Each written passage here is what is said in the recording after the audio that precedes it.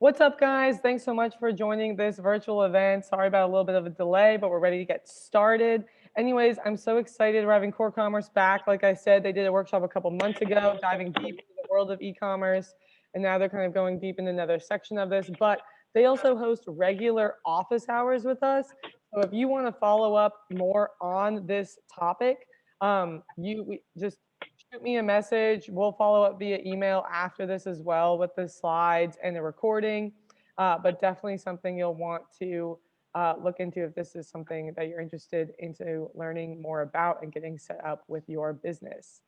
In the meantime, thanks so much, Daniel, for being here. Thanks everyone else for being here. Daniel, if you're ready, I'm going to hand things over to you. How does that sound? We are ready, Zap. Thank you. Awesome. Go ahead. Awesome. Well, hey, everybody. Thanks for joining today. And again, that was on us for the delay, and we apologize. I've got Chris here, who's our COO, who leads all of our demos. He also leads our office hours. Chris has been with us for 15 years and just knows everything about core commerce and e-commerce and everything associated with it better than anybody. So we're thrilled to have him lead our webinar again today. I did want to point out, you can go to youtube.com/core commerce. We have dozens and dozens of videos on a variety of topics. Obviously, they're product related for us, but we also have more videos exactly like we're going to talk today that are more global and have a more broad benefit that would help your business.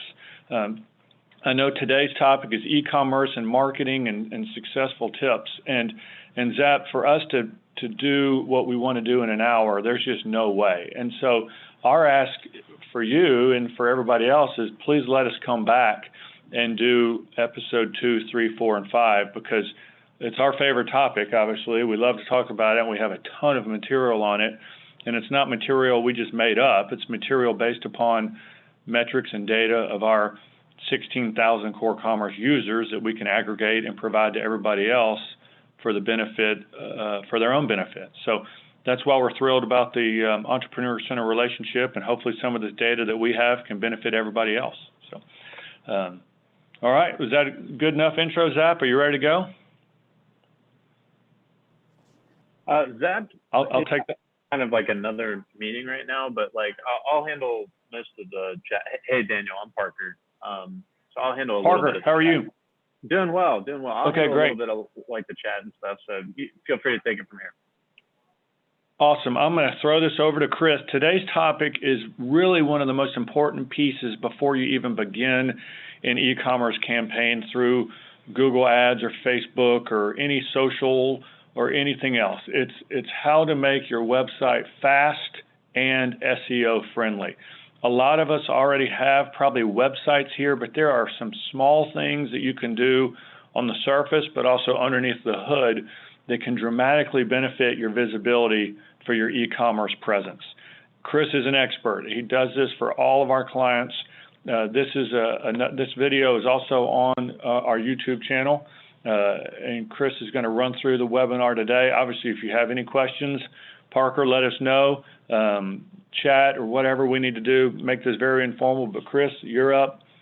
Take it away. You got it. Good afternoon, everyone. Again, my name is Chris. I am the COO of Core Commerce, and as Daniel mentioned, I'll be running through this webinar today, and it's going to focus more on SEO specifically and kind of what kind of things you can do in your website, if you have a store, whether it's with the Core Commerce or someone else, or just a website in general, what kind of things you can do to make your website look more appealing and more informative in the eyes of Google and Bing and the different search engines that exist out in the world today. And as we keep going, we'll have other episodes and where we can touch on other aspects of marketing and things of that nature. But I'll go ahead and get started on this, and let me get to where it will let me go here. So first, we'll start by defining what SEO actually is, and most of you have heard the term. I'm sure most of you have heard the actual acronym as well. Search engine optimization. What does that actually mean? So the process of configuring your store, whether it's with content or structure to have the best chance to be seen in a positive light by Google and other search engines, and the goal is to get what Google refers to as a page rank, right? So that's what it all revolves around. So there's this giant algorithm that Google uses to generate the page rank for your website, and it takes all these little factors into consideration, things like what content's on the page, the structure of the page, what's the actual words you use for product names or for just page titles, anything like that. And it takes all those things and generates this score, and that score is theoretically what it uses to rank you. So if I search for your website using a certain term and you come up on page 1 or page 2, you get a good page rank for that specific keyword. But if you come up on page 20 and you think you should be on page 2 or 3, then there may be some things that can be done to make Google see your site better than what it's seeing for that specific keyword, if that makes sense. So no one knows what the actual secret sauce is. It's there's a lot of guesswork involved in trying to figure out exactly what Google wants, but we've learned a lot over the years about what things work well and what things don't.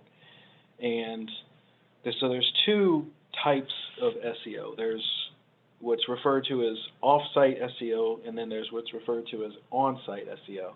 So on-site SEO is a lot what this webinar focuses on, because it's going to talk about things you can physically do on your website to improve how it's viewed in the eyes of Google, changing content, using correct images, and not having broken links, things of that nature. And there's plenty of aspects to it, but those are some. Off-site SEO is going to get more into things that happen outside of your website, whether that is people linking to your website from their blog, which exists on another website somewhere, or what you're doing with Google AdWords, and that gets into a whole other aspect of it. And that offsite SEO is the kind of SEO that you would, go to an SEO firm and pay them to do. And a lot of times when you're paying X dollars a month, what those firms are doing is they're taking pages of your website and finding blogs, finding websites where they can try to get those links embedded, and creating what's called backlinks. And the more backlinks you have around the web that link to your site, the more important Google thinks your site is, right? And that all factors into the page rank itself. And to talk a little bit more about off-site SEO, so it's the kind of SEO, obviously, that you would pay for outside of just making changes to the website or this web store that you have. It includes things like backlinks, like we just talked about, Google AdWords as well, and just any other type of marketing to get your website listed on other websites somewhere, whether that's, again, like in blogs, forums, just in other websites on their site somewhere. That all of those different links help you with your page rank. So on-site SEO, again, are things that you can do inside of your store.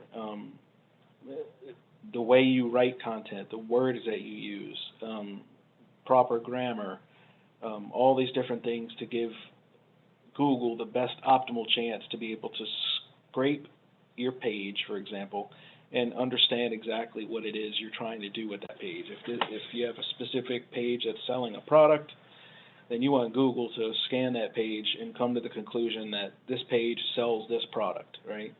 And the more info it has, the more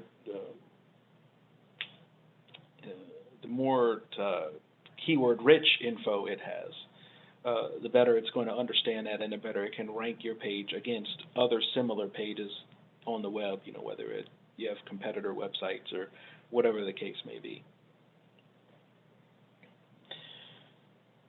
And what kind of SEO, and this webinar was obviously tailored for Core Commerce customers, but we're using it in more of a general sense today. So being able to modify content in your store, whether that's Core Commerce or not, to allow this on-site SEO to be optimized as much as possible. So it goes into updating certain content on your page, and for example, product descriptions. When Google wants you to look at, not product descriptions, meta descriptions. So some of the logic on every page that you have on your site is going to have what's called meta information. And meta information is kind of the first thing that Google looks at when it scans or indexes that page in its library. It goes, okay, what's the title of this page? What's the description of this page, which basically is, 100 or so words max, that tells you what the page is about, and then keywords that you want it to kind of like tags or hashtags for the page, so to speak, is what keywords essentially is. And so, for example, there are a lot of individual rules that you can follow that SEO experts have learned over the years. One of them that just comes to mind off the top of my head is, meta descriptions tend to need to be in the ballpark of 80 to 130 characters, not words, but actual characters. Because Google's, when it scans your site, it tends to cut that description off after X amount of characters, so you can't give it, 5,000 words and then expect it to scan the whole thing, right? So it's smart enough to limit the amount of data it's going to look for, so you have to be smart and know those rules about what Google likes when it comes to the stuff in your site like that, so that it's optimized and you're not sending it words that are getting cut off and things of that nature. So meta titles, meta descriptions, meta keywords are all very important. It's important to make sure every page on your site has those values, whether you're selling something on your site or whether you just have informational pages. That's the first key step to doing that as well. And it's all about just optimizing exactly how Google wants you to do it. So another thing is with product descriptions, if you're selling things, product titles, the more descriptive words you can use in your product descriptions, and you're kind of referencing the keywords that you think people would use in Google to try to find those items, all those things help. And having, if you sell a T-shirt and your description says this is a nice T-shirt, right? That's probably not the most descriptive product description. But if you said here's this cotton blue T-shirt, with this thread count, and then like the more information you can give there that somebody's likely to search for when looking for a shirt, those are the kind of things you want to mention, not only in your meta description, but in your product description, which is the actual description you would see on the screen that a customer would see when they're browsing the page, right?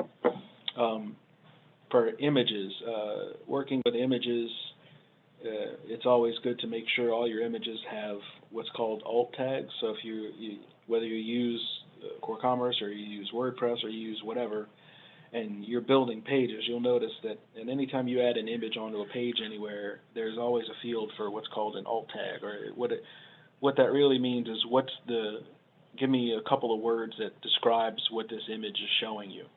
And that's for Google, right? So Google looks at that alt tag, and sometimes it's referred to as a title tag. It depends on what browser you're in. But the purpose of that tag is for Google to read that text and understand what the image is showing. So if I have a picture of a banana sitting on the table, the alt tag, I might make it say banana sitting on table or something like that, right? So now Google, who can't actually see the physical image on the screen like you can with your eyeballs, those 4 words help Google understand what that image means and how it relates to the other content on the page. And so doing those kind of things with your images is another great way to optimize any pages you have on your website, again, whether it's for e-commerce or not, to give Google the best impression that you can. Another tool that is used, and this is not something that you would necessarily add yourself as much as you would want to make sure whatever platform you're working with supports what's called schema.org. It'd be a good question to ask whichever platform you're using today.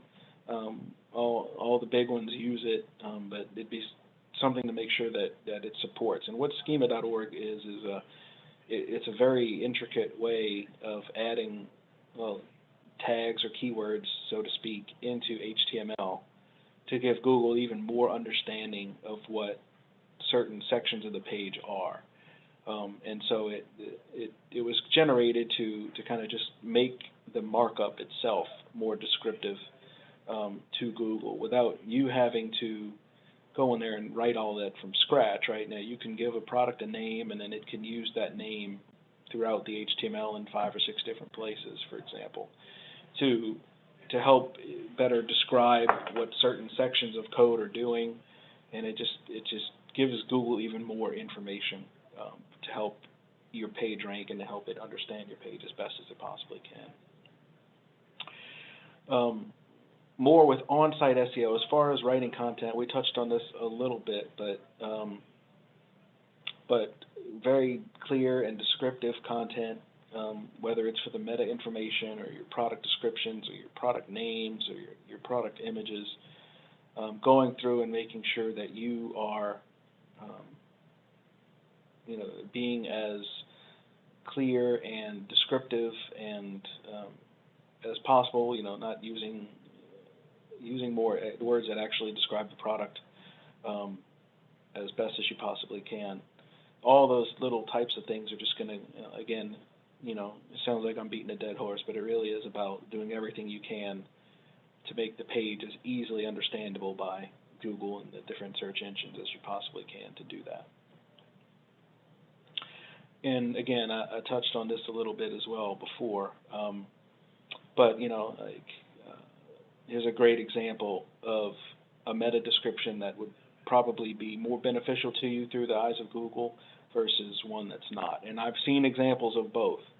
And I've had many clients that have done it the first way, and I've had many clients that they came to me and asked what they're doing, what they could do better, and you go and look, and all their meta descriptions are literally blank. They didn't add any of them. And so you can see the difference in kind of what I'm talking about whether you describe, in this case I'm describing a product on a product page, right? But you could be describing your About Us page, or you can be describing a sign-up form for somebody you want to fill out to email you for more information. Whatever the page may be, this meta information, that first one gives Google way more information about what the page is, how it can help, and you have a much better chance of somebody coming across your page through a Google search based on that first description than you do based on the second description, right? Because, literally that one phrase, if they don't type in that exact phrase, what are you going to do? So that's why that stuff ends up being important. And like I said, there's a lot of rules to writing these different fields, and how many characters should they have, and what's the limit, like what's the good range for a meta description, what's a good range for a title, keywords, and all these things have certain parameters to them, and that's what SEO firms do. They obviously know what all these quote-unquote, when I say rules, I put that in air quotes because nobody truly knows what the rules are, but as I mentioned, it's the people who have been doing SEO for years have kind of figured out what most of the rules are to an extent, and they've come up with a good, steady, reliable set of rules to follow to get the best out of what Google's looking for without you actually knowing what the secret sauce is. And more on images, but this not as much about what the images are themselves is related to speed. So one other thing that we've come across many times with our customers that we've helped them through is they'll come to me and they'll say, "Oh, Chris, my site looks like it's running a little slow," right? And the first thing you think about as from their perspective is, well, maybe is it what did I do? Is the website slow? Is there something going on with the server I'm on? And a lot of times it has nothing to do with that. And in many cases it's the product images or the images you're using. So what we've seen before is a customer might, let's say they're on their home page and they want to add some new images to their slideshow that shows up on their home page, for example. And they go and they add some more images, but those images are all, instead of them being optimized in size, maybe at like 100 or 200 kilobytes per image, they're more like 1 megabyte or 2 megabytes per images. They're these high-res images that they didn't modify, right? They just uploaded them as is. So a page that has to load, 10 times the amount of data for it to show you a picture on the screen, obviously that's going to take a little longer than normal, right? And if you have 10 images like that on the screen, it might result in a page taking 10 or 20 seconds to load versus 2. And so making sure that the images you're using, whether it's slideshow images on your homepage or it's images tied to your products and categories, making sure that they're still quality looking but they've been optimized from a physical file size perspective, to not take up so much space on the server and make them load faster, so that people coming to your site aren't having to wait on images. And the same goes not just with images, it goes with videos. And if I'm using a YouTube video, that's not going to hurt anything because YouTube's controlling the bandwidth and the speed of that video, and it's just showing it to you through an iframe. But if you have like your own promotional video that you've created and you upload it and you're using it directly on your website, well, Google, that page has to load that entire video for it to play, unless you're using the right type of players that can help you with that. But so all of those little things like that add up to trying to get your site as fast as you can get it and as optimized from a content perspective as you can get it. And just, and this gets back into the content a little bit more. Use as many keywords as possible. Make sure those keywords are related to the product and the target audience if you're selling anything. And we talked about meta descriptions. I talked about 150 to 60 characters. So, having descriptions that don't exceed 160, I believe is the actual number. Google will cut off your meta description after 160. So having a meta description that's kind of within the range of 50 to 160, so it's not too long, but it's not too short. It ensures that, hey, it should have enough content in there, but it's not so long that Google's going to just chop it off and not ignore half of it. And that really touches it with the content piece of it is, it's all about just making sure all that data is entered and it's descriptive. And, and Google My Business is another cool thing you can do to legitimize whether it's a store or not, by going and registering, especially if you're selling stuff, going and registering on Google and having the My Business and putting it up, not just registering through them so that you can be found, but then you can also, for example, take your location on a map and put it on your website and things like that. And it's another little aspect that Google likes. If you're registered in there, then they trust you a little more. They take you a little more seriously. You can see here on this sample map, you can see where Core Commerce is located. But that's the idea is so Google knows who you are. They know you're a legitimate business, and they tie that to your website, and it just gives you that little extra oomph in the eyes of Google to help make sure they know you're legitimate and everything like that. So. That about gets to the end of where I was, and so I'll open it up for any other questions. Daniel, do you want to add anything? No, Parker, tell us what to do. Well, no, I mean, that's it for right now. Does anybody have any questions? Anybody want to unmute themselves or drop a question in the chat real quick? Anybody?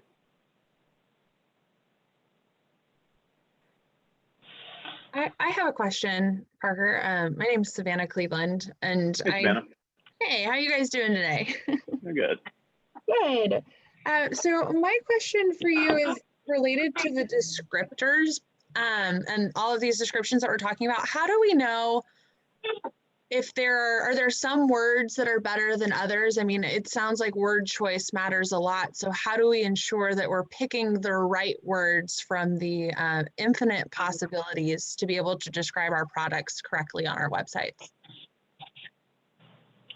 Yeah, that's a great question. It's really about the words that go with your item, number one, and then just doing some research on what anybody else you might sell the same product. So what words do they use? And it's not about necessarily copying and using the words that everybody else uses, but that is part of it, because you need to know what your competition is searching for and then try to figure out how to get on the same level as them or better. So it's about just being extra, I guess, descriptive, and that's what I've done and helped people do in the past is just, right, what do your competitors do? Let's search for your products online, and let's see what keywords they're searching for, what keywords they're using, and let's try to strategically pick keywords that either compete or beat with what they're doing, if that makes sense. That's a great question, and this is Daniel just echoing what Chris is saying about what we try to do. Is we try to pick the words in our descriptors and in our website that people are actually searching for on Google. And so if someone types in a shopping cart, we need to make sure that the word shopping cart appears on our homepage or appears on as many pages as possible. And Chris keeps mentioning keywords. Those are the keywords. What are people looking for? And those are the words that you need to have related to your site. Also, Daniel wanted to ask if there was any content management systems that have like better tools to help you understand file size for images you're uploading that can like slow down uploading for search. Does that make sense? Yeah, there are plenty of them, and it's not as big of a challenge as it used to be. With the different content management tools now, a lot of them can kind of help you take that into consideration, and they help optimize the images kind of for you as you upload. WordPress definitely does a good job of it. And any of these platforms nowadays can assist you with that. They don't all necessarily change. Like what you got to look out for is if you upload an image into a platform, and they may resize what it looks like on the screen, and it might look like it's small. But they may have just really uploaded the full file that is just gigantic, right? And so, depending on which platform it is, of course, like I said, WordPress definitely does a good job of managing it. And most of the newer CMSs that the cloud-based ones out today, including Core Commerce, of course, will help you with all that stuff. But it's just something to keep in mind, especially if you're using an e-commerce platform. A lot of times those will kind of automatically help you with that, especially with the product images and stuff. It's when you go, let's say you want to add images to your homepage slideshow or things like that, in places they may not optimize images in every single location you upload to. And so it's just good practice to if you can resize and optimize the image yourself before you upload it, you just guarantee that image is never going to be so big that it just causes your page to kind of crawl, if that makes any sense. Hope that answered your question. And then Mary Caden, I don't know if this is echoing the last question a little bit, but she just wanted to know what's the best way to optimize photos for speed, and is there a certain file that loads quicker than others, not just the size? Yeah, JPEGs tend to load a little faster than like a PNG file. I have no idea why. I think it's just the way that they're encrypted, but there are services out there, and you can even do it from your Mac or your Windows machine. They have built-in ways to, if you want to, highlight 50 images on your Mac or whatever, and say I want to resize all of these down to X. Mac has a couple of tricks that helps you do that. Windows does too. There are also online services where you can, and some of them are even free, where you can just go find them online, upload, a couple of images up there and say I want to optimize it, and it just, without changing how big, or the constraints is the term, right? Without changing how big the image is, it just optimizes, the way it's saved with, and different data points that it can use. And let's say you optimize an image and it drops it from 200 kilobytes to 30, right? But then when you look at it, it looks like it didn't really even change anything. And so optimizing, it just does those things behind the scenes. I couldn't tell you what all those things are, But by doing that, now you have a 30 kilobyte image that you can upload that looks exactly the same. It's exactly the same size, but it's, as far as visually with your eyeballs, but it's 6 times smaller from the server's perspective that you're hosting your website on, right, which is beneficial. So to recap, whether you do it on your computer or there's online web, just in your browser, just Google search it. There are some online tools that you can use to do those kind of things rather easily. And then Angela, for WordPress plugins, wants to know if you have any recommendations for any plugins you recommend as far as like optimization of your website and SEO, or if there's just any plugins from WordPress you recommend in general. Yeah, one that I've seen before, Yoast is a good one if you've never worked with it. It does, for example, it gives you good tips on, let's say you're using WordPress and you have a blog. The Yoast, it's Y-O-A-S-T, like toast with a Y. Some of the things that plugin does is, let's say you add a blog post, and it will tell you things like, oh, this blog post isn't long enough, or you start too many paragraphs with the same word over and over. Try switching it up. Like it goes that in depth with helping you understand if the content you wrote, not just necessarily the specific words you may have used, meets enough criteria for it to get green check marks from their system, which means they feel it's optimized as well as it could be, right? And you can have I can't remember if it's 0 to 10 or 0 to 100 score, whatever it is, but they score the page on you and they give you tips on things you can use to optimize, whether it's the length of it or the words you're using. And so Yoast is a really good one. And there are also some tools some plugins for WordPress that are meant for image optimization as well. So you could go and download a plugin for that, and then let it go through, and it can optimize all the images, like in your media library, for example, in WordPress. But Yoast is the one I have the most familiarity with. There are other ones out there, believe me. There are probably 100 of them, to be honest with you. But Yoast is the one I've seen work well. And it does a lot, especially with blog posts and stuff that you're creating. You want to make sure that they're optimized, obviously, with the right content to give you the most bang for your buck, so to speak, with posting them on your site. Yeah, and just a more like general direct question from her too. Do you know anything about Rank Math as a plugin for SEO at all? I do not know much about that one. I'm happy to take a look at it though and give you my thoughts on it. You said it was Rank Math? Rankmath, Rank Math, yes. Yeah. Hey, this is Angela. Here, Angela's popping up right here. Yeah, hey, so I have a WordPress site and my SEO sucks, and I found that I have like a bajillion broken meta links, metadata, all that stuff. I don't know where to find it, so I've hired someone to help me go through it little bit by little bit. And I used to have Yoast at one point, but with how WordPress is, sometimes the plugins don't communicate well, and it causes the site to crash, and then you have to go through one by one and figure out which one it is. So Yoast got taken off because it wasn't being used, and apparently now I cannot reinstall it for some reason. So I've already installed, I think it's Rank Math is what it is. I'm on my phone, so I can't look.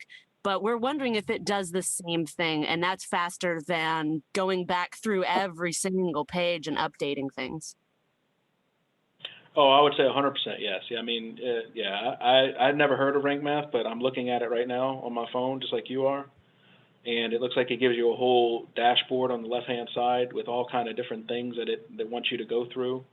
So it seems very similar to the type of things Yoast would do for you. So I would 100% recommend going with it.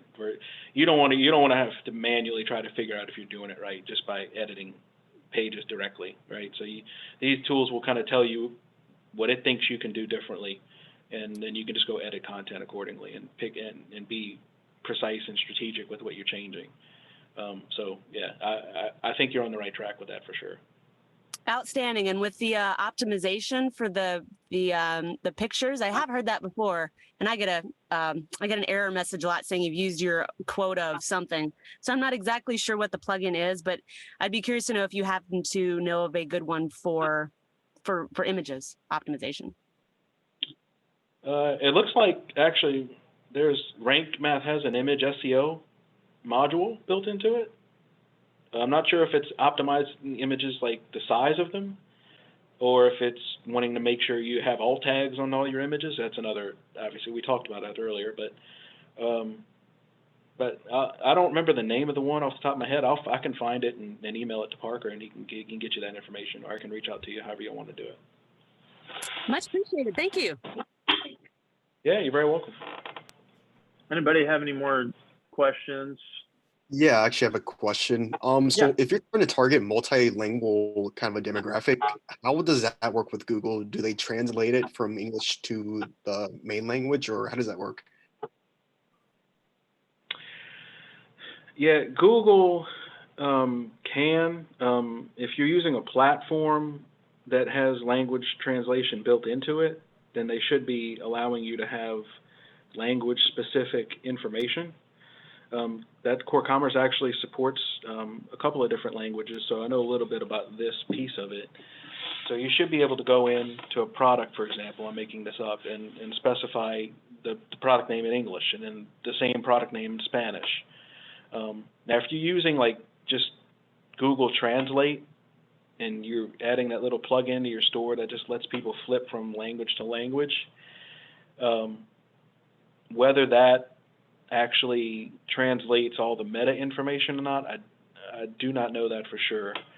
But if you're using a platform that has multilingual logic built into it, they should 100% be giving you the ability to enter in that data for each language versus just one language, and then using the appropriate language as based on what's being viewed, if that helps.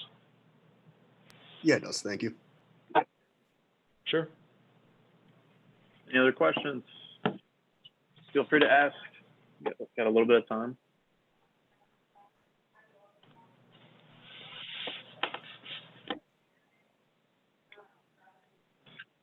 All right. Parker, Well, Parker, we've got a. Yep. Hey, Parker, we've got a recording of this. I mentioned it earlier, but just if anybody came in late, youtube.com/Core Commerce. If anybody wants to access the recording of this webinar. Yeah, and we'll be uploading it to our site if y'all want to rehear any of y'all's questions I got answered. But yeah, we appreciate y'all coming, and I'm sure you know, we'll be in contact and try to get another one set up here soon. That sounds great. Appreciate everybody's time. Yeah, thank y'all. Y'all have a good one. All right. Thank you so much.